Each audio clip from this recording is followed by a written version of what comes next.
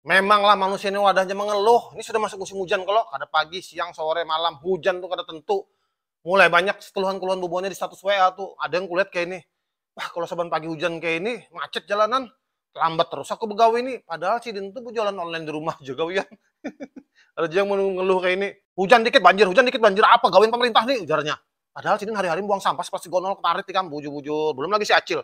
Kayak apa bila panasnya nih tapasan jemuranku kalau hujan terus kayak ini. Mana stok sempak lagi udah habis lagi, bahaya ini. Gairnya stok sempak lagi habis.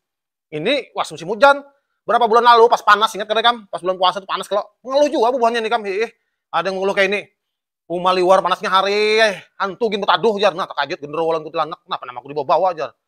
Ada lagi yang lebih parah kam status Acil. Ya Allah, panasnya hari bocor ke neraka. Woi, Cil, ingat Cil.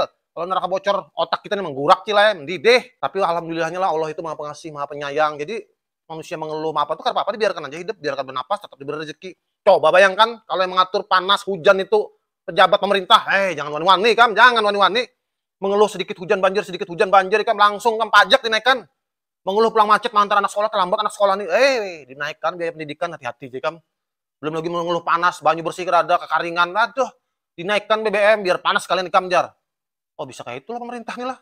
Pemerintah mana itu? Oh Wakanda, apa-apa biar aja kalau negeri Wakanda gitu. Asal jangan di sini lah.